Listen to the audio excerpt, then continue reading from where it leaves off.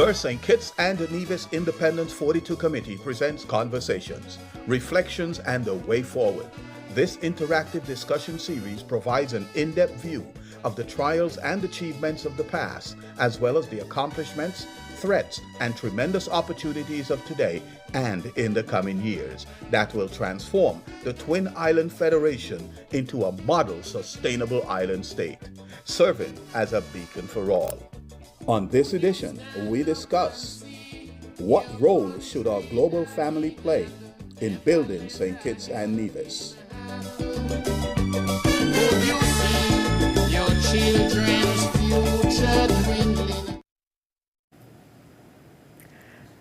And good day to everyone. Thank you so much for joining us. My name is Toni Frederick-Armstrong, and we are continuing today our conversations, reflection, and the way forward as part of our Independence 42 activities.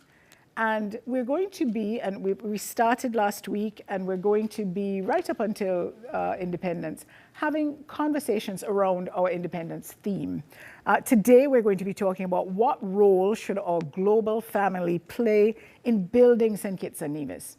And we have assembled a very interesting panel for you today. And we're going to delve into some of these issues, including whether or not the diaspora would include citizens by investment, okay? And they are citizens. So these are the sorts of things we'll talk about. We'll be talking again about how those contributions can be made and what their involvement should be and so on. So we have some very interesting panelists with us today.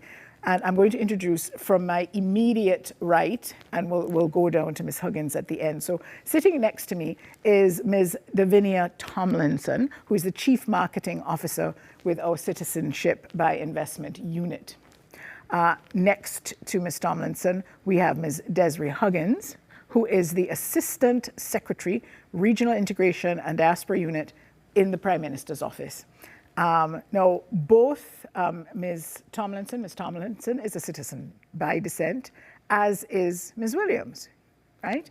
And then we have Ms. Sorry, I introduced you as Ms. Huggins. So there we go. But Ms. Huggins is actually at the very end in the blue, and she is with the Regional Integration and Diaspora Unit in the Prime Minister's Office. My apologies. And then in the middle, we have our returning Nationals and Descendants Association president, who is a citizen by descent and currently lives here. And that is Ms. Beverly Williams. So let's just go over this again. We have Ms. Tomlinson next to me. We have Ms. Williams next to her and Ms. Huggins at the end. So now all of these women fit into this conversation in various capacities. And so I'm going to throw out our first question, because I know that you have a lot to say, and I want to make sure everybody has lots of time to do that. So let's start. Actually, you know what? Let's start with you, Ms. Tomlinson. Beyond just the financial contributions that citizens can make, and again, we are including at this point citizens by investment, and of course, citizens in the diaspora. So that includes Kittitians and Nevisians who live abroad and their children and grandchildren, so citizens by descent. So beyond just the financial, and you know, we have our remittances, we have investments, the CBI investment, but also people build homes here, and some of them have businesses and so on. What specific tangible roles can the diaspora play in directly contributing to nation building beyond the money part? Is there a role? I think there is a role, and I think there's quite a significant role. And obviously I speak as someone that straddles different categories. As a citizen by descent myself, my mother is Kittitian, my grandparents are Kittitian, but also now in my capacity as Chief Marketing Officer at the Citizenship by Investment unit, in which we are looking to harness not just the financial contributions of our economic citizens, but also other ways that they can make a demonstrable impact on Kittitians and Nevisians. And I think from my perspective, historically the conversation, specifically around citizenship by investment, has centred primarily on that economic contribution, which of course has made, you know, a number of contributions to our everyday life, which I'm sure we can get into later in the conversation. But I think it's quite difficult for, if you are somebody that is far removed from the citizenship by investment industry, it can appear to be one that is hugely extractive and one that doesn't necessarily benefit you in the way that you would expect to see. One of the things that I've experienced in my time, in my capacity in this role, is that there are economic citizens that might come from as far afield as Bangladesh, Pakistan, Iran, other places that you might think, you know, how can they understand our culture? You know, how can they really feel a part of what we're building here in St. Kitts and Nevis? And we hosted an Investment Gateway Summit this summer in May. And there was one individual, an economic citizen, who couldn't be any prouder to be part of St. Kitts and Nevis. He came fully adorned in St. Kitts and Nevis regalia. From his hat, he had a tie, he had a pin, he had a T-shirt that was emblazoned with our flag. He was so proud, and he took every opportunity that he could to come and speak to myself and other members of the team about how proud he felt to be part of this. So I think there is something about the power of St. Kitts, the brand of St. Kitts, you know, of course I'm speaking from a marketing perspective, where we are punching well above our weight as a population. You know, we're relatively small in stature, but the impact that we are making out there is significant. And so I think we need to, instead of thinking of citizenship by investment in particular as purely extractive, instead identify ways that we can benefit from those economic citizens, whether it be through startup capital for businesses that we can explore as an opportunity. It might be them lending their expertise. We had a guest speaker at that same conference who was a rocket scientist. He's from Switzerland. He came and did an exceptional keynote speech. And again, we wouldn't necessarily expect to have an individual like that in our midst, because you would think, how could somebody from Switzerland have that connection to St. Kitts and Nevis? And again, another individual that is incredibly proud to be part of what we are building in St. Kitts and Nevis. So I think really the opportunity is a mindset one to begin with, flipping it on its head and thinking about how we can work in collaboration and identify ways for mutual value rather than feeling that we are being exploited in some way. I think in the other category, as I say, as somebody that is from the diaspora, you know, I've lived here for 5 years with my 2 young daughters. And there was a really important reason why we wanted to move to St. Kitts. You know, I've grown up in the UK, I was born in the UK, but it was important for me to raise my children steeped in their heritage so that they could tap into the legacy that was left for them by their grandmother, by their great-grandparents. That is really important. I think there are other members of the diaspora that could relate to that conversation. How can they make sure that their children and their grandchildren feel a sense of connection to the culture of St. Kitts and Nevis? So I think the more that we can do to reach out to them, involve them in the conversation beyond just voting, I think would be quite a powerful thing to do. And that presents a whole set of questions. But I do want to give everyone a chance to tackle that first one. Ms. Williams, your thoughts? I agree with everything that the lady has said. I think from my perspective as the returning national president for St. Kitts and Nevis, to which I'm very proud of, and I'm also proud to be a citizen of St. Kitts. As you said, I'm also a descendant. But what we have done as from the returning national perspective, we've actually added on Descendants, because when it was first established in 1978 by the former President George Richards, who sadly passed away, it was just returning nationals. So when we took the mantle up last year, we added on Descendants, because we've got to bear in mind that a lot of our parents who's either passed away or too old now to come back, like myself, the descendants want to come back to St. Kitts. And there is something about St. Kitts that draws people here. And there's something very significant why people want to be here. And I meet a lot of people. I feel like an ambassador for St. Kitts because I'm forever encouraging our people in the diaspora to come home. And there's a lot of skills and wealth of knowledge that we have that we can bring to help build St. Kitts and Nevis as well.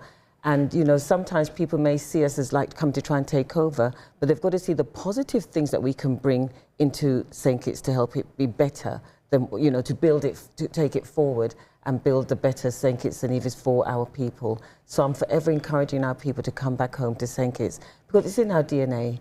And like you said, you know, it's there for our children to set the legacy for our children, because my parents, my grandparents and those foregone were all Kittitian born. And so I said, I'm a proud Citizen to be here, and I'm glad for the honor of being here to represent the Returning Nationals and Descendants Association for St. Kitts. Wonderful. Now, Ms. Huggins, your thoughts. I mean, you are a national living. As a national living in St. Kitts and also a representative from the Regional Integration and Diaspora Unit, the Diaspora is not separate and apart from St. Kitts and Nevis. They're an extension of the nation. They're cultural ambassadors, you know, they contribute in they have a sense of pride, as Beverly would have said. You know, when I was younger, we would look at persons in the diaspora, they send home the barrels, they send home the money and stuff. But I think it's the Nevis is progressing and moving in a different direction, you know. We want to move away from the transactional kind of contribution to a more transformative partnership with persons in the diaspora. You know, that way we can tap into the knowledge that they have out there. The culture, they push our culture forward, our heritage, you know. So they're not just there. We're here it's a partnership. We should never look at our diaspora as being separate. We are one. And I don't think I could add much more to what was said by the other ladies, but. No, so my next question would be, how do we do this? Now, Ms. Williams is front and center. She says, you know, she encourages it, and is there something beyond just the casual conversation, you know, or talking to your gran, or, you know, talking to your friend back home, or having a conversation with somebody when they're applying for citizenship? Is there a way that we can tangibly reach out, or advertise is a strong word, but promote or call for? I like the idea of the skills. Recently, we had someone, I didn't attend, unfortunately, but I know there was someone a national who lives abroad, who is a financial expert, and came and did a series on investing in the stock market, because we thought, living here in St. Kitts and Nevis, you can't invest in stock markets outside of the region. And he actually came and did and you know, it was booked out. So that's something. Right. You know, so let's talk about that. Is there a way to reach out, and I mean in a strategic campaign-like way, if you will, rather than just the informal? For him, it was conversations on Facebook, not conversations with capital C, but having conversations on Facebook about money. That made him think, why don't I do this? And people were like, do it, I'd be interested, and it happened. So, is there a way? I think from my perspective, it's not just about a financial offering, you know, it's not just about offering finances, it's not just about giving money, but it's also other ways we can contribute from the diaspora by sending items down to maybe help the community. Isn't that financial, though, in a way? It's gifting. It's a financial in a way. But I mean, for example, recently I was in England visiting my family, and I brought back a case full of stationery equipment for the children in the community going back to school. Okay, so you've got your pens, your crayons, your felt tips, things that they would, you know, notebooks, things that would help them to, So. As I said, it's not, and the other things we can do is bring our skills and our knowledge and experience. I mean, I was a social worker when I grew up in England, and I'd love to be able to offer some of my expertise of what I did if it was so needed. So there's lots of things that people are coming into the island that can bring with them, whether it be just, you know, building, working mechanics, doing cars. There's quite a lot of things that we can bring that we've taken back from what we've learnt in England, and we can bring forward and use here.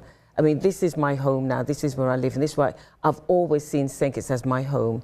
There's no other place like St. Kitts, and I'm not here just to promote St. Kitts, but it is my home. And as I said before, I feel like I just want to keep encouraging, especially the younger ones, young people, when I meet them on the beach on holiday, and you'd be surprised how many younger ones are now thinking out of the box, that they want to get out of where they're living now and coming to islands like St. Kitts to bring what they learnt back home. Ms. Tomlinson, Ms. Huggins, any thoughts on how we can do it, how we can get that regular, sustained investment? And I don't mean it in terms of finance, but time and skill and so on. At Ridu, we house the Diaspora Ambassador in Dr. Christine Walwyn. she makes frequent visits to the different associations in the various, in USA, Canada, the UK. And during those visits, what she does, she tries to reach out to the various associations, St. Kitts and Nevis associations, and she holds meetings with them.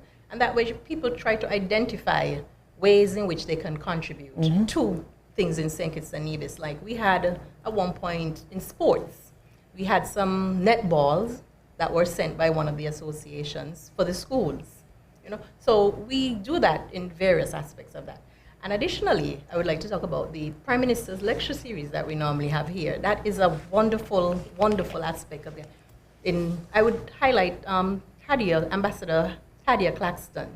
She came, she did her thing, she made her speech, and she was able to have the MOU, I think it's with Southern University. She's integral in developing that relationship that we have with Southern University. So it's contribution towards the educational aspect of our people in St. Kitts. So if we would have more persons like that in the diaspora who come in, they have the conversations with us, they make their presentation, but they still remain and seek how they can do things on the ground for persons, not just come, you speak, and you leave. So we should try to see if we could network with them, and they have their network, so we can network with their network and constantly build on that. Because we're moving towards our sustainable island state. So we want to have various projects that are one of those pillars that we can have investments in there. Not, as you said, just financial, but there are other aspects of it. Anything you wanted to add to that? Yeah, I actually think that there is a real missed opportunity with regard to how we access and reach the diaspora. So, as Ms. Williams and Ms. Huggins said, there are so many almost benevolent members of the diaspora who are happy to contribute. They contribute to the children's home at Christmas, or they contribute to back to school campaigns. They contribute in a variety of different ways. The Independence Lecture Series, we know that often it's diasporans who come back and share their expertise and what they've been doing and how they are cultural ambassadors for St. Kitts and Nevis out there, which is a brilliant contribution. The missed opportunity, I think, is in how we can digitize some of this, because actually, if you consider, and we talked about this prior to the conversation starting, there are many more Kittitians and Nevisians living outside the Federation than there are inside the Federation currently. The data suggests that, and it has been the same for a number of years. How do we make sure that we can tap into those individuals? And to your point, Ms. Williams, reaching younger members of the diaspora. Definitely. Because my grandparents and my mother's generation, my aunties and uncles, they're probably listening, they're bought into St. Kitts and Nevis. They're from here. They feel a sense of nostalgia. They'll come back here. They'll go to town at Christmas. They'll go to Queen's Show. They'll go to Calypso Show. If I hadn't moved back here with my daughters, they would have no idea about any of that. So how would you reach those young people who become second-generation descendants and foster that sense of connection? And one of the best ways to do that, from my perspective, is to create some kind of database where we are tracking all of those people, we are connecting with them. It's not smoke signal or pigeon carrier, but instead we're emailing them. We have, social media communities, we have WhatsApp communities, and I know a number of the WhatsApp communities exist already for the various associations. But how can we formalize this at a high level and scale it across the board so that we're reaching people and connecting diasporans from the UK, the US, Canada, wherever they may be, the ones in Taiwan that are out there studying.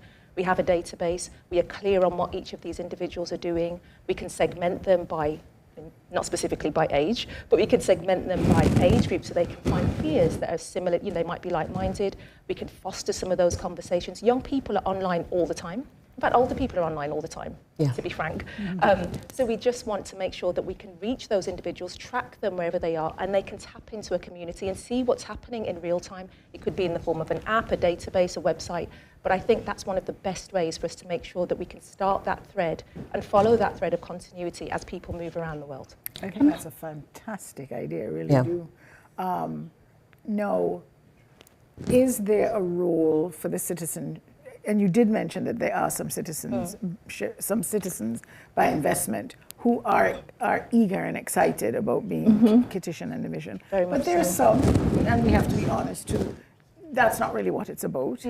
Now, how do we harness, how do we foster a deeper connection between new citizens? If that's what they want, if that's what we want. But is there a way to encourage their active participation beyond the investment? And would we include them in that database in some way? Many people are, maybe they may be very wealthy people who privacy is an issue for them and so on. So is there a way to open the door then?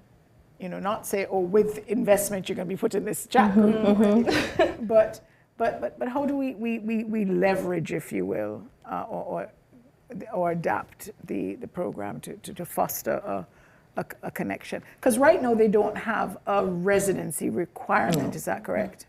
That's correct. To become citizens. That's correct. Okay, so. And you know what, that's a selling point. It is, so I'm not suggesting we change that.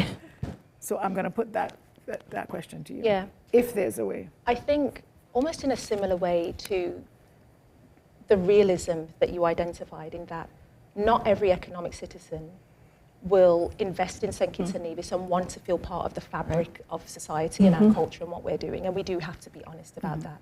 But that said, there are huge swathes of economic citizens that are clamoring for ways to feel this deeper sense of connection.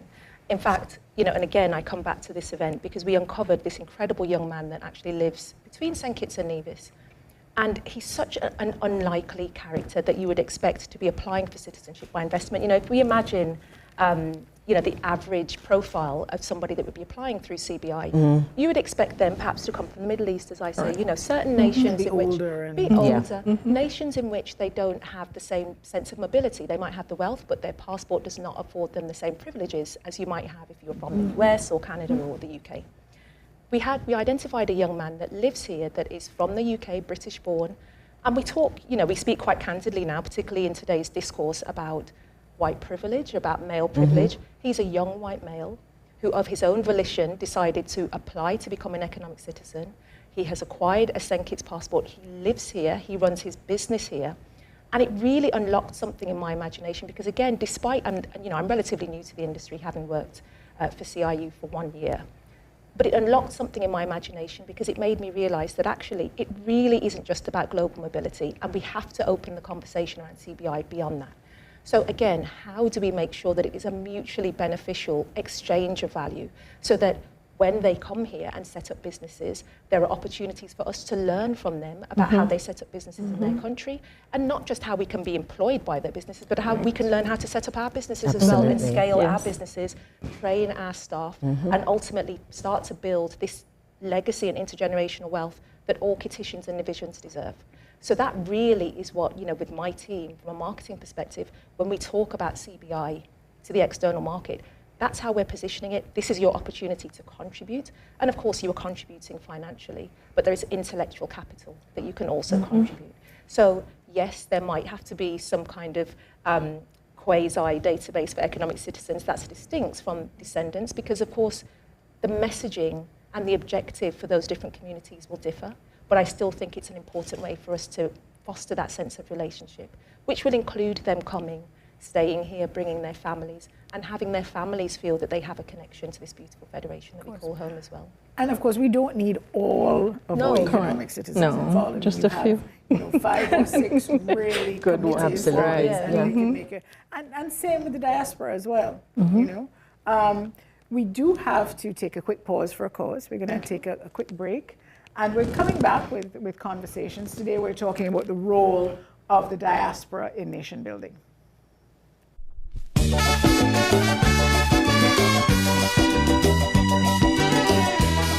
The St. Kitts and Nevis Independence 42 Committee presents Conversations, Reflections, and a Way Forward. This interactive discussion series provides an in-depth view of the trials and achievements of the past, as well as the accomplishments, threats, and tremendous opportunities of today and in the coming years that will transform the Twin Island Federation into a model sustainable island state, serving as a beacon for all. On this edition, we discuss what role should our global family play in building St. Kitts and Nevis. Your children's future dwindling.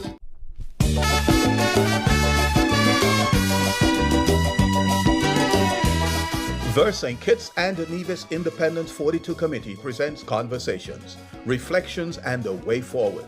This interactive discussion series provides an in-depth view of the trials and achievements of the past, as well as the accomplishments, threats, and tremendous opportunities of today and in the coming years that will transform the Twin Island Federation into a model sustainable island state, serving as a beacon for all. On this edition, we discuss what role should our global family play in building St. Kitts and Nevis. Could you see your children's future dwindling? And welcome back. Today on Conversations, we are talking about what role our global family play in building St. Kitts and Nevis. And we have guests with us today. We've got Ms. Davinia Tomlinson, who is the Chief Marketing Officer at our Citizenship by Investment Unit. We have Ms. Beverly Williams, who is a returning MBE. She's a returning National and Descendants Association President, the Returning Nationals and Descendants Association President, and Ms. Desiree Huggins, who is the Assistant Secretary, Regional Integration and Diaspora Unit in the Prime Minister's Office. And we'd also like to wish her a happy birthday. Happy birthday. Happy birthday. Thank you, Toni. No, we're going to sing. Not today. I don't know what the other's voices sound like, but I've got to tell you, you don't want me singing. Thank you, Toni. So, no, sorry, on live television. I'm going to throw out a question to all of you, and I'd love it if you engaged on this. So, does the citizen, whether a diaspora citizen or CBI citizen, is there, or does citizenship entail some sort of obligation? So beyond the rights that you have as a citizen, are you in some way obligated to contribute in some way?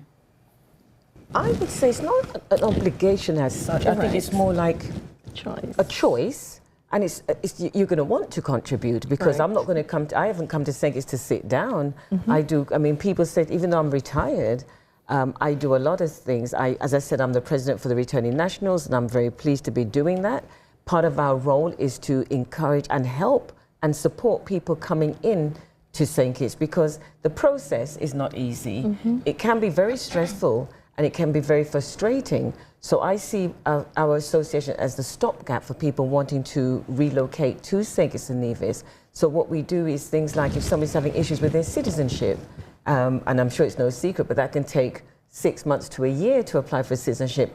And one of the things we do as an association is we stand in the gap and we advocate for that person. So where they're waiting like 2-3 years for their citizenship application, we make contact with the National Security Office and we can get that moving for them. So that's something we do as well. And we've done, in the last year, we've actually helped 6 applicants to get their citizenship quicker than if they were just waiting. Because if you're living abroad, you can't contact the people here. It's not that easy. So we feel we're doing a good job for them there. Also, even when it comes to the relocation, as you know, Ms. Huggins, when it comes to relocating your items and bringing your things over, that is very difficult and it is very stressful. But again, we make the connection with Miss Morris in the office who deals with the returning nationals.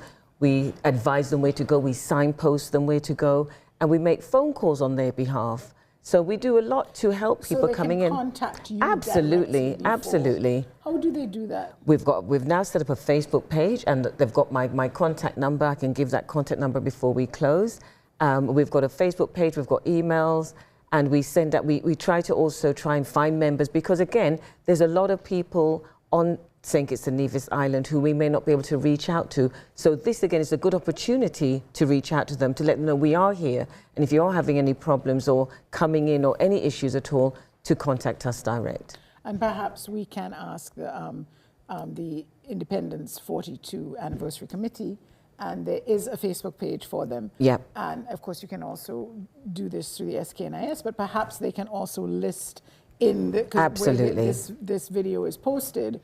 They can also list contact information for the and link our Facebook page as well. That would be absolutely helpful. And you know, as a returning national myself, and it was a few years ago, but I understand what you mean about returning and returning with the goods that you have. I was able to speak to someone And I did understand that if you were bringing back personal effects that were yours and were used, that you could bring them in without a charge. Yeah, you get a concessionary. Yeah.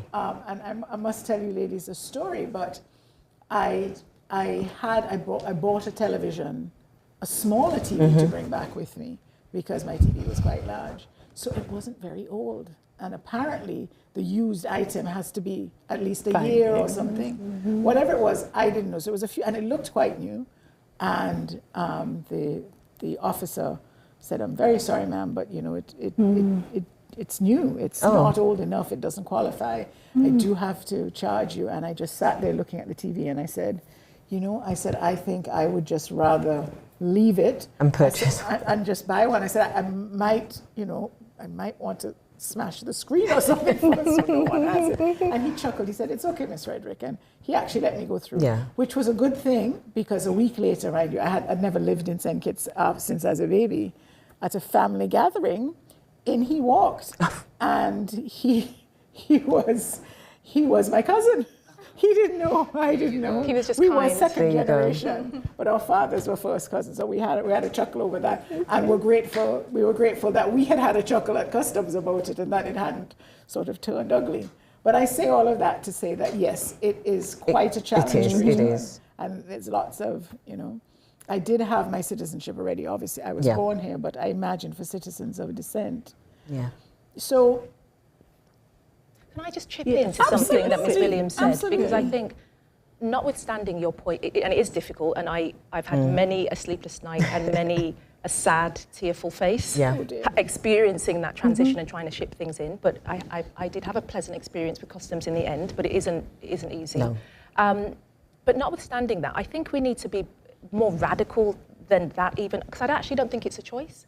I think the same rights and responsibilities that are conferred upon citizens that are nationals that are born and raised in St. Kitts. For the diaspora or economic citizens, it is a civic duty. You can't show up and enjoy the benefits and not feel that you have an obligation. So from my perspective, it should feel like a privilege, even when we talk about our national anthem. Now you're talking about ones who return or ones who whether you return, whether you are in the diaspora and choose to come back periodically, whatever the nature is, as long as you are proudly calling yourself a Kittitian or a Nevisian, living here or living in the diaspora, you should recognise that it comes with a certain basket of obligations, and you are obligated to your fellow citizen. One of the best things that I've observed since moving here is quite how civically minded we are. So, there are so many social enterprises. People want to pour into young women. They want to pour into young men. There's the Elevate programme. There are a number of initiatives that the government has established to help people feel that they are not on the fringes of society, but that they are part of the fabric of what's happening here. If you choose to return, or if you're a returning national, it shouldn't feel that you can opt in or opt out of signing up to what's happening here. No, you've chosen to come back. What would that look like to you? It looks like identifying ways that you can lend your expertise, whether that be through volunteering. But in addition, and I speak as somebody that comes from a finance background, so as much as I do volunteer, I'm also interested in an exchange of value for money as well. We need to be paid. Otherwise, we're not going to get young people to move back here if they don't think that they can benefit economically by exchanging their skill set and their knowledge and their education in exchange for payment. So that has to be, something that is considered at a more structural level. But I do think that when we come back, we have to do something, and it's not just sitting on the fringes and criticising and saying, well, that doesn't work the way that it should.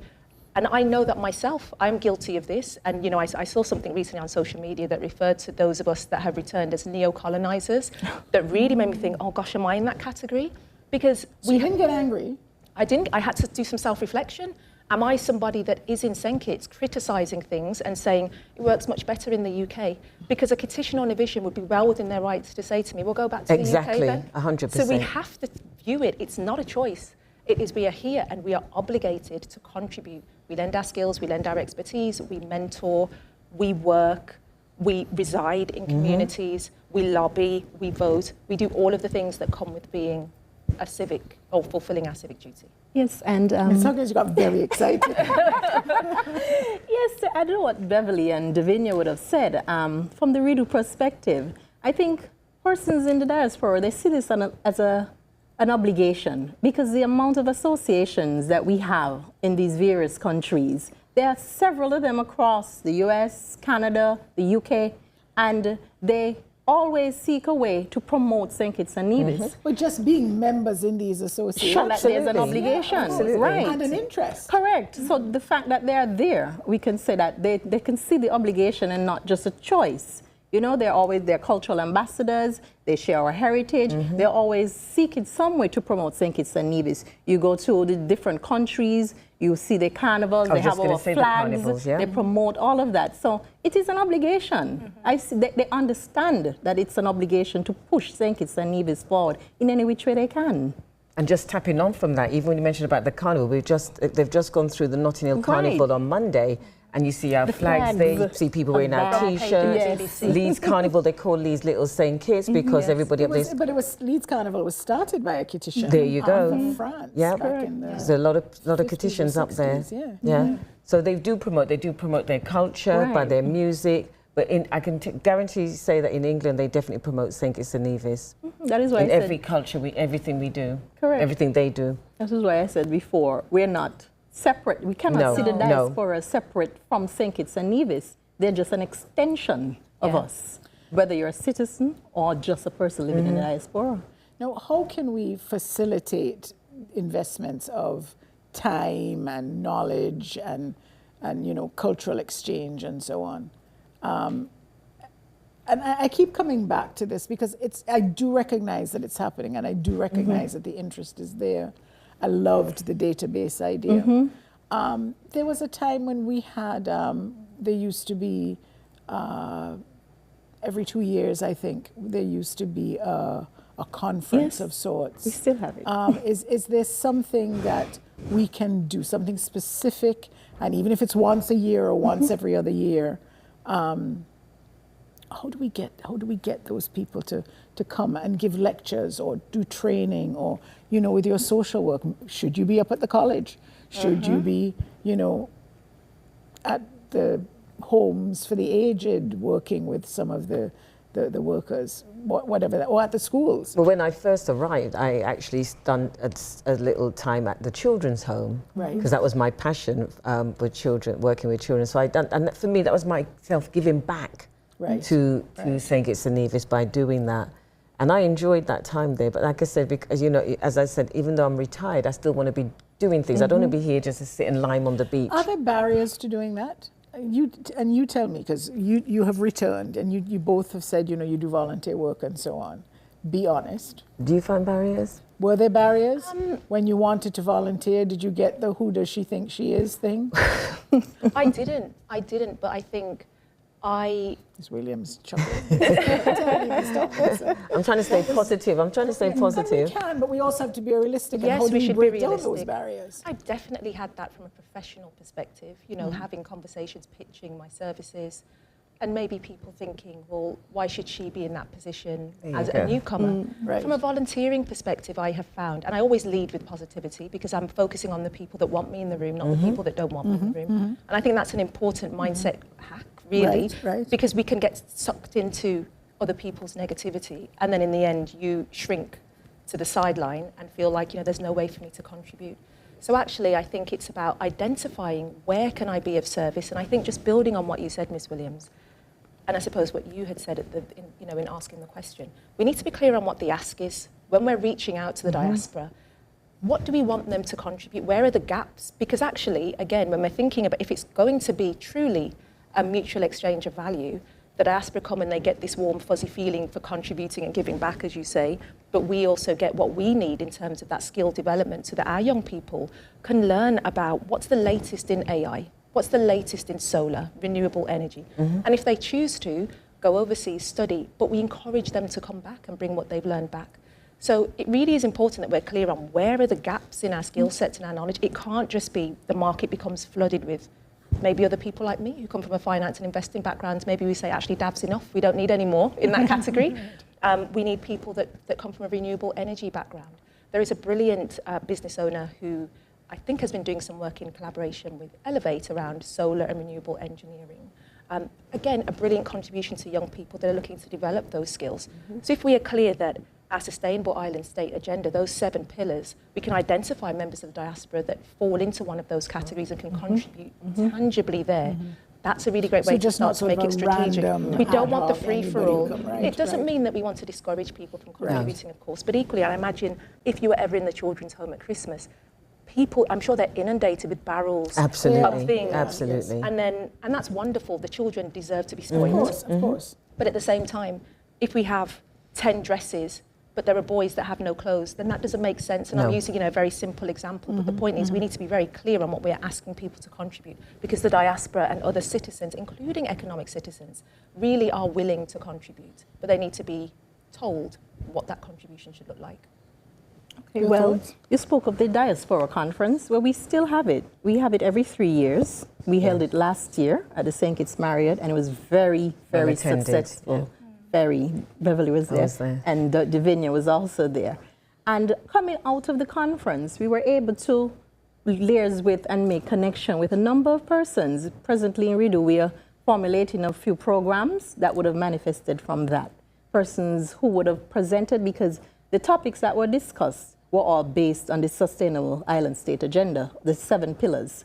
We based them on them, so we would have fleshed out certain topics that we found that, we could get some assistance from the diaspora for. And we have about 3 projects in the works right now. They're not finalized, I can't really say. But a project that we are presently working on for next year, though, it's dubbed the St. Kitts and Nevis Heritage Emergence Program, where we're trying to target persons in the diaspora between the ages of 18 and 21. We are involving the associations to nominate persons and some support from them. We're trying to get support from them also. We're looking at 20 young people to come in, and we immerse them in everything Kittitian. Every single thing Kittitian we're trying to do. So we're trying to fill that generational gap there. So it's continual, it's cultural, it's historical, your heritage, it's just everything St. Kitts. So we're presently working on that. So you'll hear more about it coming on to the end of the year, early next year. And, those are the programs that we hope to partner with the diaspora on going forward, because it's going to be dynamic.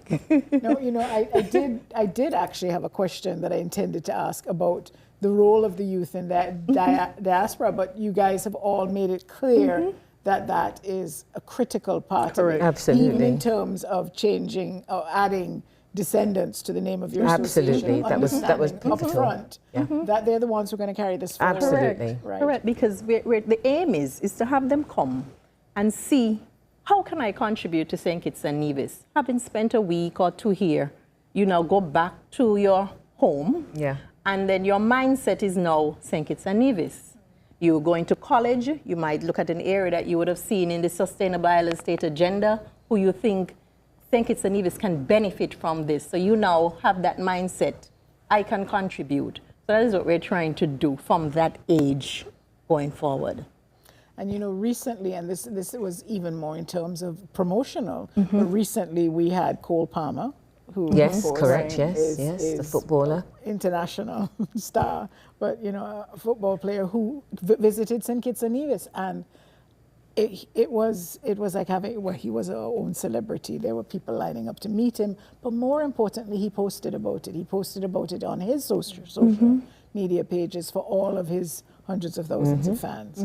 So even getting that kind of promotion is critical, and we need to look at some of those partnerships. But again, you bring in young people; they're all influencers these days with their social media and so on. They're all into their IT. I think the thing for me is about the sustainability piece. So, because that program sounds brilliant, and I remember myself as a teenager we used to come every Christmas or summer holidays, and so I felt very much that this was a place that I loved and I wanted to be.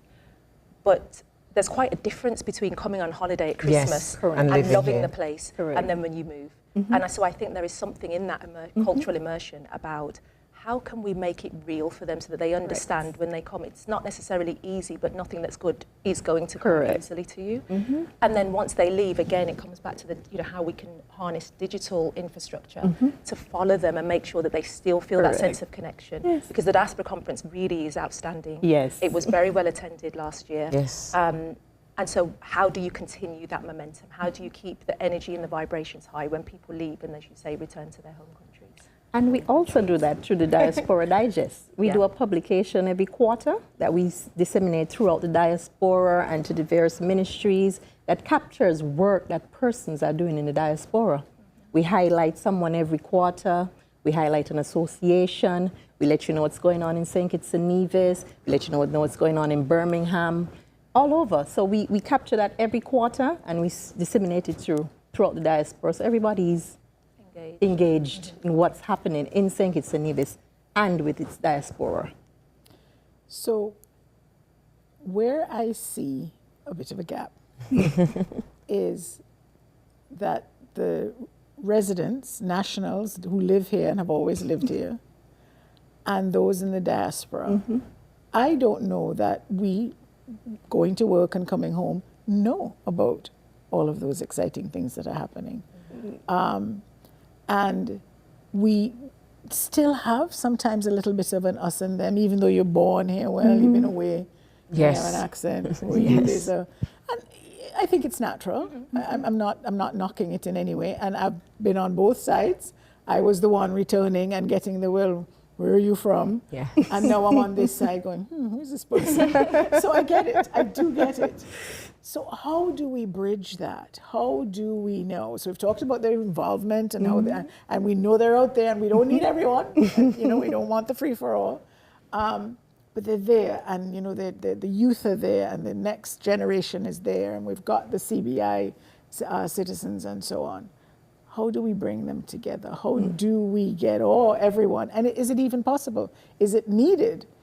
But to have a bit more of a connection between the two, or at the very least, have those of us living here understand what the folks in the diaspora are doing and contributing as well. Because I can't say that we do, I guess other than an occasional little piece on the news or something. That is a point, Toni, and we're working towards that for the new year. We're hoping to start some radio programs every month. We hope to have some snippets or maybe have big guests on In Focus and speak about some of the things that we have been doing, the contributions the diaspora have been making, things like that. So it is our hope to do that in the coming year. And when we have the Diaspora Conference, is it open to... Is there, or are there any activities that bring everyone, that bring people together? That yes, it's open church registration. Service, so locals. It's open registration. It's open to everybody. It's open registration. Diaspora persons can register, locals can register. Do we have a lot of locals registering generally? Yes, we did. We actually did have a few locals there. Okay. So, and when we do have the conference, it's not just a sit down and talk all day. We have the scenic railway. We go on the nature tours. Things like that. Nevis. They go over to Nevis. To Nevis. Yeah, Beverly would remember. Yeah. And so we try to include everyone. We don't limit it to just persons in the diaspora. It's a nice social event as well. Correct. Because one of the things we do from the Returning National and Descendants Association, we have a social event every quarter. So we invite everybody out. We have it on Facebook. We advertise it. In June, we had a trivia quiz down at Meltaway. And in September, the 23rd, we're having an open mic for those who might want to come and sing or do poetry. So we're trying to involve and to try and reach out to as many returning nationals as we can via Facebook, via media, through programs like this. ZIZ has had us on the radio before as well to advertise it. So it's just about reaching out to them, to let them know we are here for them. Are we doing a good job? Are we doing a good job? No, I mean, I just generally. Oh, yeah. We're moving in the right direction. Yes. Oh, definitely. Yes. We're definitely moving in the right direction. Yeah, well, definitely. I can see the difference, by the way, having returned to Things have moved on. Things have moved on. And as I said, even from our perspective, working closely with Redo as well, which we do, that's helped us to make things more smoothly as well for people coming into to St. Kitts and Nevis. Because we have a lot of connections.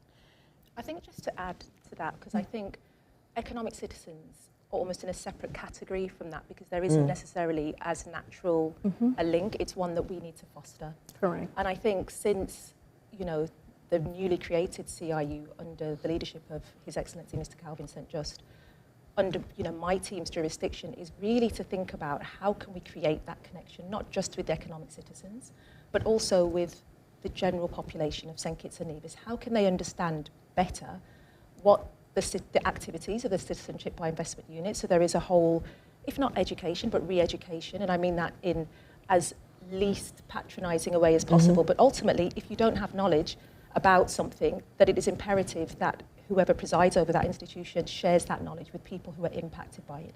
So that's something that we have prioritised. And there is definitely an opportunity for us to do much more in that area, which we are prioritising. We have the chairman doing radio interviews, which is a new feature for us, so that he can share much more about some of our activities. And also, I think, importantly, help the general public to understand some of the ways in which CBI has contributed in ways that they may not necessarily know, contributed towards social programs, towards infrastructure. And not because we expect the general public to be grateful in any way. Again, it comes as one of the responsibilities of economic citizens. Those investments should contribute to the infrastructure because they are benefiting in a different way. So it's that, you know, the upside for citizens should be that they feel that benefit. But if they are not told that some of the contribution for this program or that program has come from CBI receipts, then they're not going to know. So I think there is a real opportunity there for us to do much more to promote brand SKN to the general public, to the wider economic citizen community, so they can understand, as we said, both the rights and the responsibilities, but also how they can contribute more effectively. Now, while I have, you wanted to... Yes, I wanted to add just briefly, there's actually a St. Kitts and Nevis association that comprises of citizens, the Lebanon, St. Kitts and Nevis Lebanon Association, that we have made contact with, and we are in contact with. And when he came for the investment summit... So are you talking about Kittitians and Nevisians who are of Lebanese descent, or you're talking about... Economic citizens. Economic citizens? Really? Yes. Do they know that there's a whole community of Kittitians and Nevisians of Lebanese descent? I'm not certain have they connected? I'm not certain. There's still some families here that have been here for generations now. I'm not certain if he's aware, but he, in Lebanon, established the Lebanese St. Kitts and Nevis Lebanon Association. That's brilliant. And it's all economic citizens that are part of it.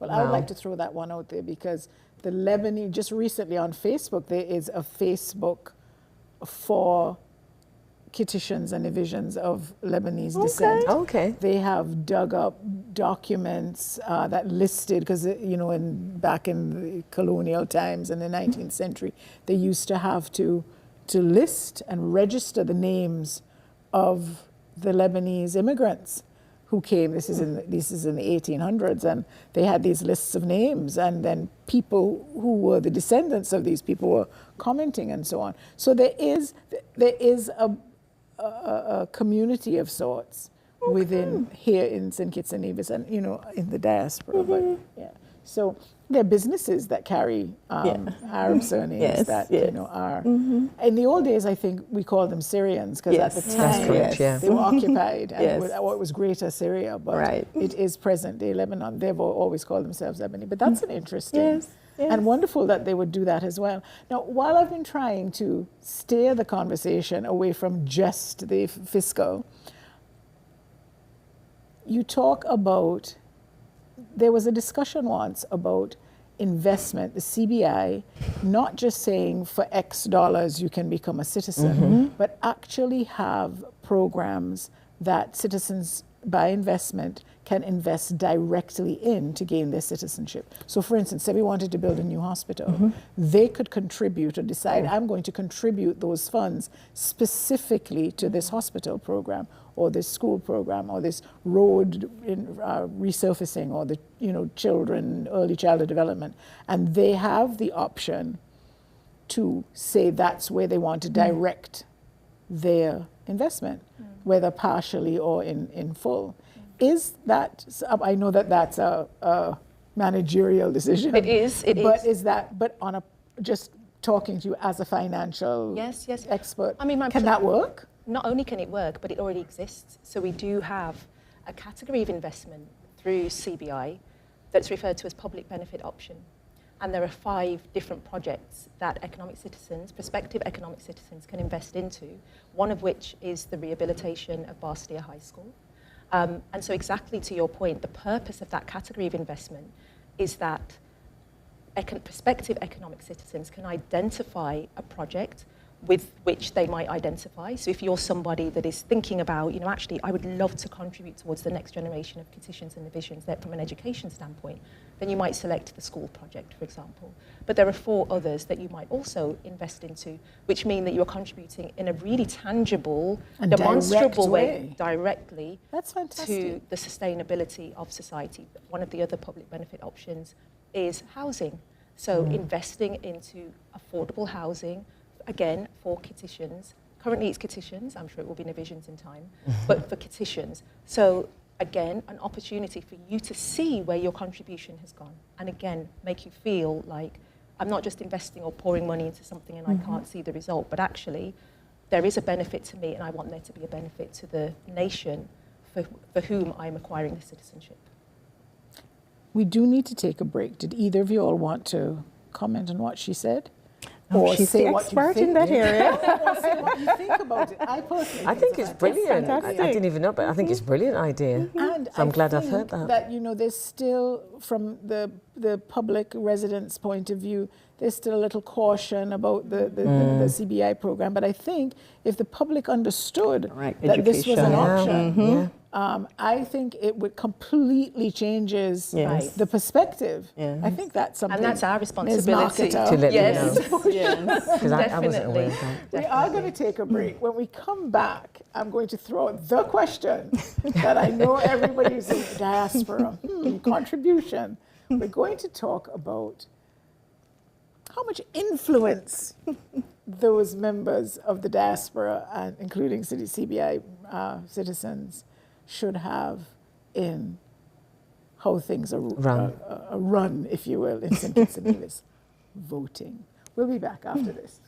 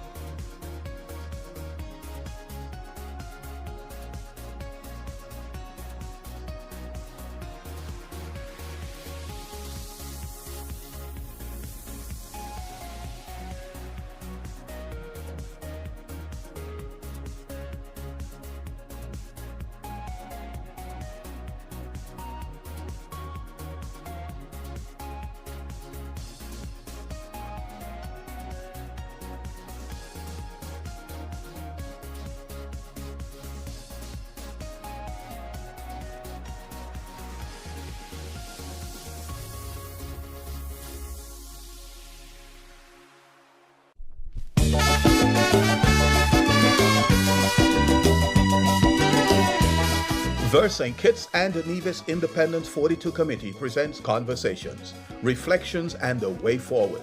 This interactive discussion series provides an in-depth view of the trials and achievements of the past, as well as the accomplishments, threats, and tremendous opportunities of today and in the coming years that will transform the Twin Island Federation into a model sustainable island state, serving as a beacon for all. On this edition, we discuss what role should our global family play in building St. Kitts and Nevis. Could you see your children's future dwindling? And we're back. This is an episode of Conversations, Reflections on the Way Forward. And today we are talking about what the role of our global community should be in nation building. And I'm joined today by some experts, if you will, in the area of diaspora and CBI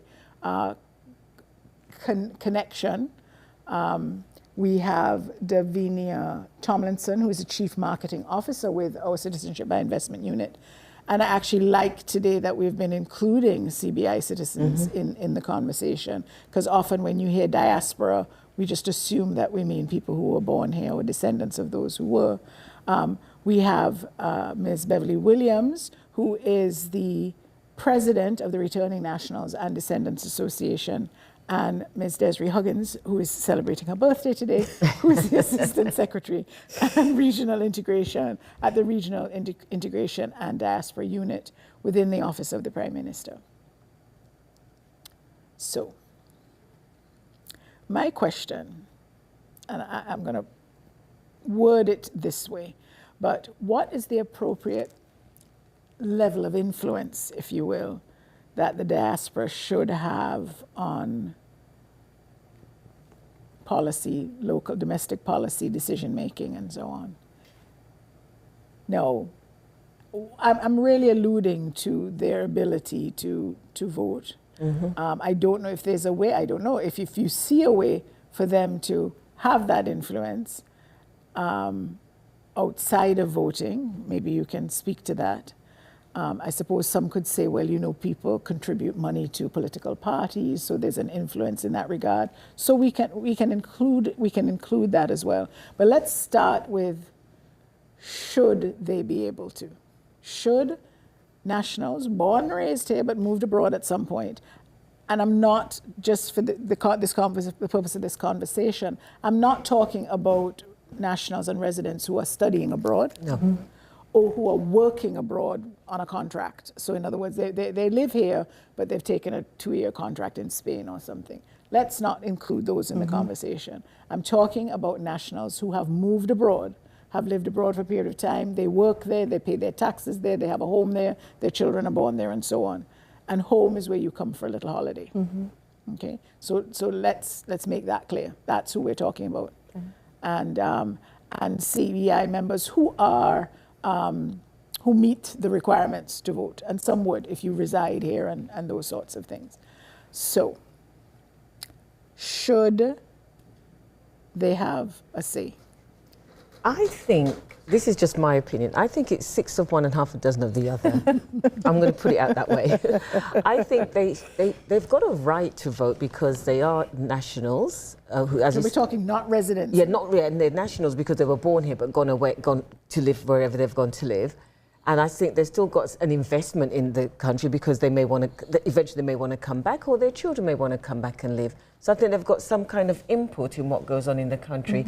So that's said it. And then on the other coin, the other half of it is they don't live here. So whoever party they voted for, the people who live here has to then deal with whatever's going on for the next 5 years. And those people who's voted and don't live here has nothing to do with that. But yes, so I think it's conflicted. It is a confliction. It is a confliction. But I think it's 6 of one, half dozen the other. I think they have a right to vote.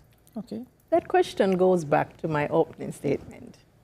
The diaspora is an extension of the nation. Yes. So you cannot want the diaspora to contribute to nation building and at the same time do not give them that right that is theirs. So, as Beverly said, it's kind of twofold also, because persons living in St. Kitts and Nevis who live here might say, you know, I'm here, I have to deal with all of what's happening. You come in for a day or two, you vote, and you leave. You don't have to deal with the policies that are put in place because of who you voted for and which government is put in place. But at the same time, there are persons living in the diaspora that are contributed significantly to nation building, not because they don't live here. So should they be robbed of that fact because they don't live here? They are contributing. They just don't live here. They keep in touch with what is going on. They make the investments. They make the connections where we need them to make the connections. So why should they be robbed of that ability to vote? So it can be looked at from 2 different aspects. Yeah. So you're conflicted as well? It's conflicting. That's why I said 6 of one, half dozen of the other. Okay, I'm going to put you on the spot, and she's speaking as a private citizen, not as someone who works for the Prime Minister's office. So whatever she says is her personal opinion. As a national living here, be honest, are you comfortable about the fact that you could potentially, not always, but you could potentially have people enough people coming in here to sway the vote other than how the majority of the people who live here would vote. Given that we have constituencies and we have people who have won and lost constituencies by less than a dozen votes. So it takes one plane load and a constituency goes and somebody has the majority who may not have been the choice of the residents, including you. Well, So, personal. No pressure. but personally, my personal and my professional aligns. Okay, so you do think. Yes, they contribute. And so that's it. Yeah, they align. Okay. I'm less conflicted, Okay. I would say. They align. And I don't think it's, unlike Ms. Williams, I respect what you I said. hear what you know. I respect what Ms. Huggins said. And I suppose from my standpoint, people listening, particularly hearing my accent, I'll be like, it's like a turkey voting for Thanksgiving or a turkey voting for Christmas, because actually, I don't think we should have the right to vote unless we've got skin in the game.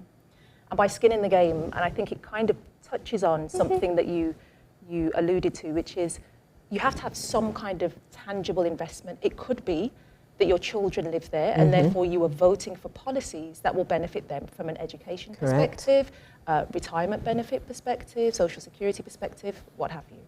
It could be that you have a home, and of course any decision that's taken on fiscal policy, monetary policy will impact interest rates, it will impact cost of living, it will impact the tax regime, and on that basis you've got skin in the game and therefore you might be afforded a vote. But unfortunately, you being a bystander in New York or Toronto, and you come here for holiday, and you feel like you know what's going on because you're on Facebook and you watch the popular pundits and you read the gossip blogs, or you get accurate information from people. You know, I don't want to diminish the quality of the information that people receive. It's still not the same as having to live with the consequences of a decision that you can take and then walk away from. So you can drop a bomb. It's like in a movie, watching the bomb explode, and then the action hero's walking away, but everyone else has gone up in flames, but the action hero is walking away. That's really not what we should be encouraging. It should be that, yes, we want you to come and vote, but in exchange for you voting, you've got to be doing something that means you are putting your feet on the ground in a more regular way and a more frequent way than just coming every 5 years to vote or coming once a year for Christmas. No, let me play devil's advocate here. I'm going to, and I can tell you're dying to say something as well. How do we want to take that step backwards to a time where to qualify to vote, you had to be a landowner or you had to have a certain amount of money, which automatically ruled out most people of African descent, all of the working classes, because we did not qualify to vote. We didn't get universal adult suffrage here in St. Kitts and Nevis until 1956, which allowed anybody who was an adult to vote regardless of whether or not you owned anything. So there is that historical context that makes, well, I own a home there, I should be able to vote. So the property owner can vote. When my mom and I lived in Canada, we lived hand to mouth. You know, she had a little job and I went to school. We never were in a position to own property here. Does that mean she ought not to have been able to vote? If your mother lived in Canada and you lived here, perhaps, irrespective of your mother's asset level, I think she has an entitlement to vote because you live there.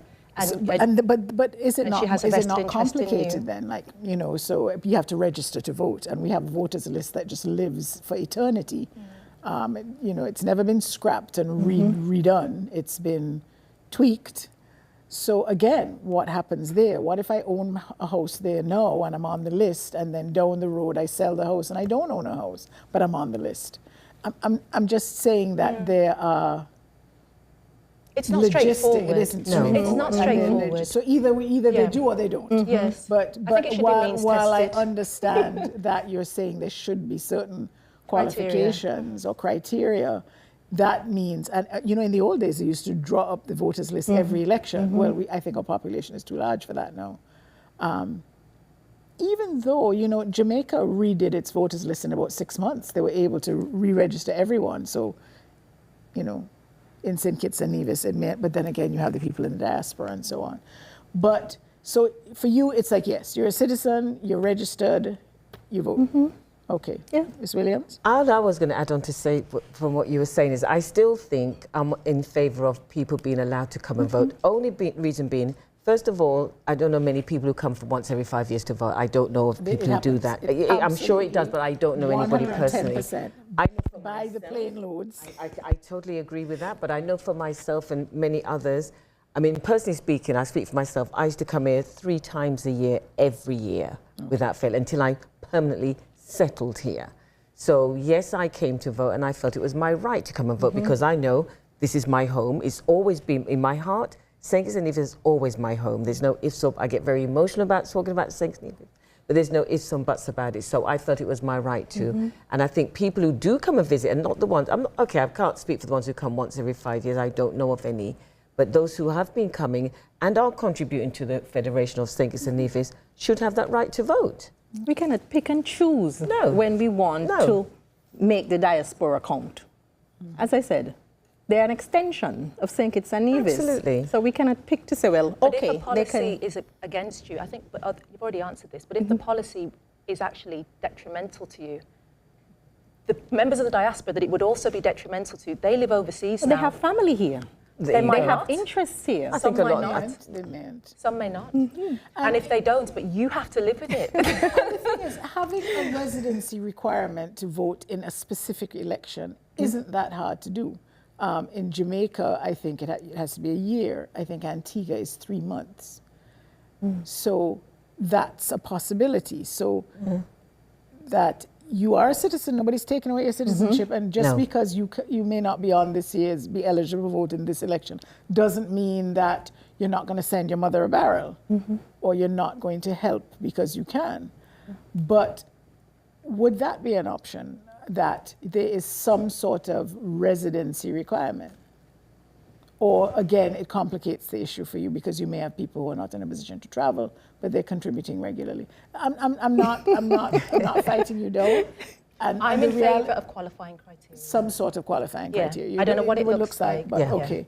And Ms. Williams? And I'll go with that. I'm okay with that. All right. Okay. But Ms. Huggins is like, hey, you are a citizen. Now, bearing in mind that this includes the citizens by descent, because citizen is citizen. Yes. Right. Okay. So even if you've never lived here, but your mother was born here. You have interest. Yes. Okay, you have interest. Okay. All right. And you know what? And a lot of people feel that way. And the truth is, I don't think there's a political will to change it. It's never been something that I think any of the political parties are willing to tackle anyway, because it could be an advantage. Yeah. So even as we speak of it, I don't see it the system changing at this time anyway. Can I just add, let me just amend when I said I'm in, yeah, I just wanted to say, when I said I'm in favour of the criteria, I'm still on this side of the fence. Wow. I still think people should still be, I'm sitting on this side. Yeah, okay, I'm back with you. Should have to. Yeah. We should be allowed, people should be allowed from the diaspora to come and vote. Yes. I'm sitting on the fence. We are this an extension of St. Kitts and Nevis. 100%. Just wanted to clear that up, people out there. I'm all for you coming to vote. Okay, all right. And as I said, this has been the way it's been for a long time. Absolutely. And I don't envision it changing. If it's not broken, don't try and fix it. Well, and that's all I have to say to that. We're still friends. We are. So I think we have today seen that absolutely there's a role for nation building, and that perhaps what is really needed is just making it a bit more targeted. Identifying. I really like some of the things you said about that, like identifying specific areas where we can use specific skills and assistance, and then look for those using the database, but look for those and reaching out, making those connections. I do think we have to work a little bit more on perhaps tapping into the CBI, understanding that it really is it's a different group really, and it mayn't be there for everybody, but making sure that they know that if they're interested. So I thought we would wrap up today because we still have a few minutes left. I'm going to throw out a question to each of you. I'm going to throw out a question for each of you to tackle. But what does a truly sustainable, mutually beneficial, and progressive partnership between St. Kitts and Nevis and its global family. What does it look like for the next generation? We've talked a lot about the youth and how we can keep them involved, how we can keep that momentum going, because at some point, all of the ones who are born, but we're always going to have people migrating. So I don't think we're going to lose the first generation folks from the diaspora. But it's even our young people who live here today are less, they're more global citizens than Kittitian and Nevisian. Everybody is watching basketball now instead of playing cricket. So we are there's a risk of even youth living here being less Kittitian and Nevisian than they could be. But let's talk about future. What does it look like? How do we get there? Let's start at this side and come down, Ms. Huggins. Well, as I said before, we have to move past the transactional commitments and move into a more transformative partnership. We have to look at our diaspora, see where our talents are, where we can tap in, where we can form relationships. And as you said, not just financially, education, culture, promoting our heritage, because the diaspora is not just the diaspora. There are ambassadors, extension of St. Kitts and Nevis. And we just need to make sure we have targeted areas that we look into, because we have the 7 pillars of the CISA. And Did you want to just let the listeners and the viewers know what those are? Because we keep referring to them. Yeah, I don't know. I can't recite all 7 of them right now. The key ones, a couple of key. I think it's energy, recycling in some instance, circular economy, the orange economy, the creatives. I can't list all 7 of them off the top of my head. So developmental. Right. So if we are able to focus on those areas, I think we would move in the right direction that we are trying to move, because you can't just say, you want to go here, you want to go there. It has to be targeted. So once we can provide the policies and tap into the right persons, move into the right direction, I think we will accomplish what it is we're setting out for. And Ms. Williams? I think from the point of view where returning nationals have, we've got over, I think, that 43 members on our association at this moment of time. And a lot of them, obviously, they'll speak to me. And one of the issues they're finding, and I don't know if anybody else has experienced it, that you may have heard of, is obviously our accent is an issue. It's not an issue, but our accent clearly says you're from England.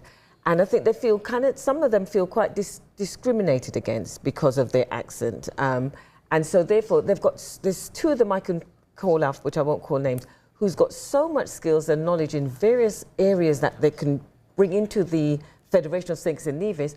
But again, they're not being used, they're not being utilised because they're coming from England. And I think a lot of Kittitians and Nevisians feel, oh, you've come from England and you're trying to come and take our jobs or try and tell us what to do.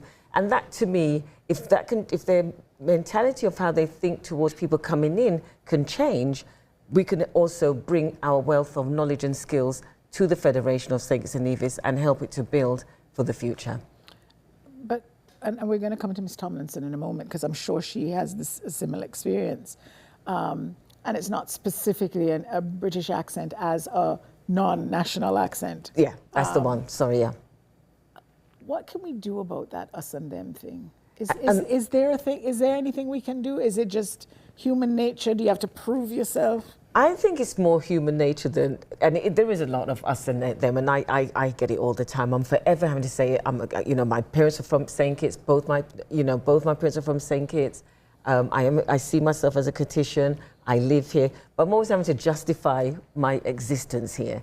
And it gets quite boring after a while. But I keep on doing it because I want people to know this is who I am and I'm here to stay. And I think that's the issue that a lot of our people are having when they're returning back to St. Kitts. So a lot of them will come and just sit down and we'll just the liming on the beach. They're not going to want to integrate and do other things because they feel they're going to get that pushback as well.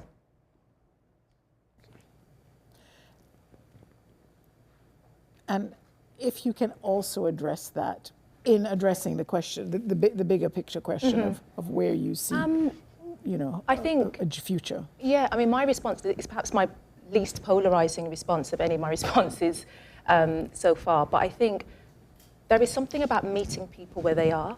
So I think there is a real role, and Ms. Huggins, you touched on the different associations, particularly in the UK. I can't speak to what happens in the US, but I certainly see very active associations in the US, in Canada.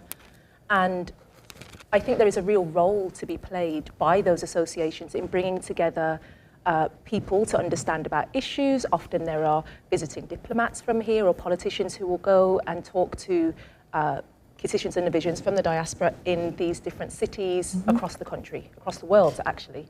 And make a really important, there's that collaboration and that mutual exchange of information, knowledge. The cultural exchange, I think, is really important, as is the cultural enrichment program you talked about for younger people.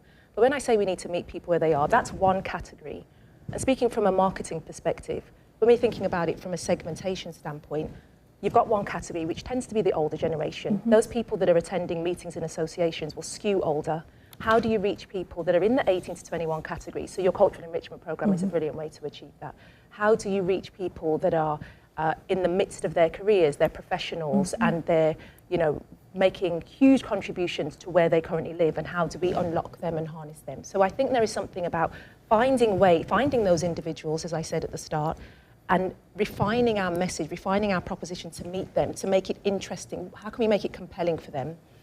And then I think there is something about, there is a responsibility on both sides. There is a responsibility that should be borne by both sides. So for those of us that are in the diaspora, coming back with humility. It doesn't mean that you have to shrink yourself or shrink your light or diminish yourself in any way. But I do think that we shouldn't come back full of ego and bravado that we are in some way superior to Citizenship and divisions that live here. Instead, what I think we should be doing is being open to learning. We must never not be teachable, and just recognise that Citizenship and divisions can tell us something about what it's actually like to live and work here. Absolutely. So we can learn from them. So I think, even in the context of the Returning Nationals and Descendants Association, having people from the nationals come to some of those events, as you said, they're open to all, but making people feel like they're included. And I think that inclusivity is important. We would have a similar situation in the UK. If you're from a big city, if you move from London or Birmingham to Cornwall or Devon on the coast, and they're used to it being the same population of people they've grown up with, they have functions in the town hall, and then suddenly someone comes from the big city. They are also outsiders. So it's not unique to St. Kitts and Nevis, but it's something that we should acknowledge and just find ways to build that bridge that we can all cross between us. Now, did either of you want to weigh in on what any of the others have said? No, I'm okay. Yeah. Ms. Huggins? No. Okay. The only thing I would add, I think, to what Ms. Williams shared is that, because I do recognise your point about the accent. And one of the things for me, I always, and I think this comes from working in an industry in which I was always othered. Anyway, if you come from an industry and you've been socialised professionally to be othered, finance is very male-dominated. It is very singular in ethnicity. So if you're a young black woman starting your career, you enter into rooms in which you are the only person. What that means is you start to flip it on its head and treat yourself as being a unicorn in some ways. And so I think I would, if I had any advice for anyone returning from the diaspora and feeling othered in any way, there is an opportunity for them to think about, what can I do to bedazzle? What can I do to, make a real impact when I enter? I don't want to be a drain on the energy when I enter into a room. I want to radiate and lift up the energy in the room. And even, as I said previously, if you feel that you are not welcome in one room, vacate it and go into another room, because you will be welcome somewhere else. Absolutely, 100%. Yeah. No, Ms. Huggins, you wanted to speak a bit more to the seven. Yes. I wanted to give a breakdown of the Sustainable Development Agenda, the 7 pillars. We have green energy transition, moving towards sustainable energy sources to power the nation. We have water security, which is ensuring sustainable and reliable supply of water. There's food security, developing sustainable methods of food production to ensure food availability for all citizens. We have sustainable industries, fostering economic activities that are environmentally responsible.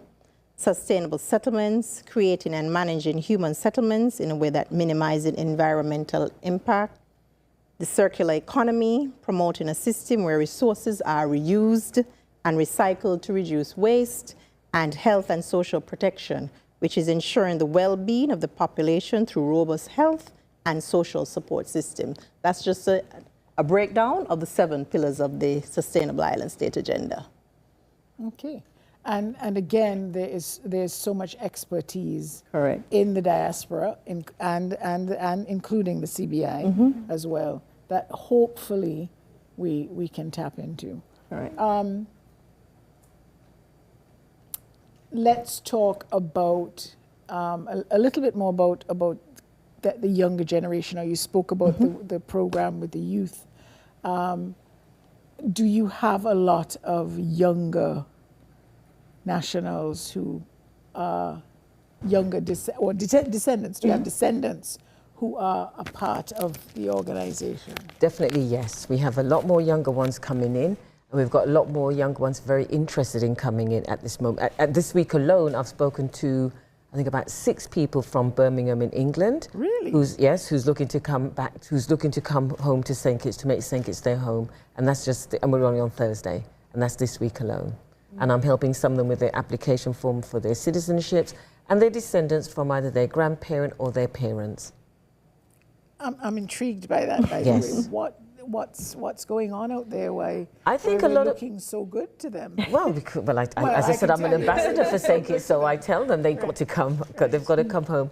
But I think a lot of it as well is, it's a stress-free, I find it a stress-free island. There's a lot of opportunities for younger people, for the young ones here as well. And it's just the environment, and the people of St. Kitts and Nevis are so welcoming and warm. And I hear that all the time from different nationalities. When, down at the beach or wherever I am, I hear that all the time about the people. Because islands are islands all over. But I think the people of St. Kitts and Nevis stand out. And that's the attraction for people to come here. So yes, we are having a lot more people, a lot more younger ones being drawn here. Now, with that said, what are the barriers for that group of people? So young adults and older adults, but not retirement age. It's much easier for a retiree, I think, to make that decision. Yes.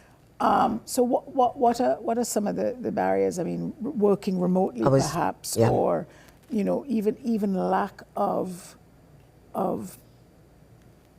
work that would harness their skills in St. Kitts and Nevis. I know people who've studied geology, but finding jobs, right. I think one of the barriers is going to be finding the work that they want to be doing, or setting up a business that they want to set up. And I think also one of the issues they have is also the application process, because they've got to get their citizenship before they can get their passport. So, and I think that is a barrier for people as well. And that's where we come into play, is to try and help them get over that. And as I said, I think it's just mainly about finding work. And, because they're used to a sum of money in England or wherever they're coming from. They may not get that same equivalent here. But it's finding work and obviously finding home to settle in. Would you recommend then that they come home and visit then, and see if they, as you mentioned, I think it was you who mentioned that it's one thing to come on vacation, absolutely, another thing to live here. Yeah. You're absolutely right, because like I said, I didn't just get up and come on a whim. I've been coming to St. Kitts as an adult from 2006, and I only just recently settled in the last 5 years. So it's something but it was a working process, it was a plan, it was a focus I had to do. So I worked towards that. And I do encourage ones from 30 onwards, have a plan, have an objective and know where you're going. You can't just get up and come and sit down and think this is it. They've got to have some kind of, objective of what they're going to go into. No, I did want to throw out a couple more things, but I've just realized that we got so caught up in everything that we are out of time. But I wondered if you had sort of any last thoughts that you would want to, just a quick word you'd want to say, or a message you might have. There will be people in the diaspora listening. Maybe your message is for nationals living at home, but just a minute each. Did Ms. Huggins, did you want to start? I think. Okay, I just wanted to say, as part of an extension of St. Kitts and Nevis, we encourage persons to form relationships with the REDU. We do, in the person of Ambassador Christine Walwyn, do make calls on the various associations in the different countries, and we normally announce when we are going to be in those countries. So I encourage all of you to come out and try to build on that relationship so we can work together, hand in hand, going forward. It's not the diaspora and it's not St. Kitts and Nevis, it's us. That's all I have. I just want to add on to that, as I said, Returning Nationals and Descendants Association, we are here to help anybody who's interested in coming back or returning home to St. Kitts and Nevis. If I'm allowed to give up my contact number, I'm happy to give out our contact number, which is 661-9696. That's 661-9696. Please feel free, if you know anybody who's interested or who's having problems or difficulties in any part of coming back or who's already here, please feel free to call. And I think for me, I would say, you know, citizenship, whether you're an economic citizen or a citizen by descent, it confers both rights and responsibilities. So, you know, we're incredibly privileged to be part of this beautiful federation, and we must never take it for granted. I think it's easy, particularly when things get tricky, to, you know, not look up and notice, you know, the beauty that surrounds us. And one of the things for me, if I'm ever in a bad mood, I only have to get in my car and drive down the road and just look up and see the beautiful mountain range or see the sea, and instantly that bad mood dissipates. So I think we must recognize what a privilege it is to be a citizen of this federation. As I say, that also applies to economic citizens. And, you know, from a citizenship by investment perspective, we are very much investing in working with the general public in St. Kitts and Nevis so that they can also understand how it's a benefit to them and quite how much the economic citizens that we've had the privilege of working with feel proud to be part of this federation as well, which I think is something that can easily be missed in all of the dialogue that swirls around CBI. Ladies, it's been an absolute pleasure to spend time with you, and I hope that our conversations can continue beyond just this short time that we've had together here on conversations, reflections, and a way forward. This is brought to you by the Independence 42 Committee, and it's part of they're all focused, if you will, on our theme. And our theme, of course, this year is Perpetual Progress and Sustainable Future in View. Next week, we're going to be talking about Beyond the Beach Towel, redefining luxury tourism in St. Kitts and Nevis. And I think that too would pull a lot of interest. So we certainly want to thank our guests for joining us today. They're interesting and engaging and important contributions, and hope that they will trigger conversations amongst you and other nationals of St. Kitts and Nevis, both in the diaspora and at home. And I do again thank you. We look forward to you joining us again next week. My name is Toni Frederick-Armstrong. Have a great what's left of your day.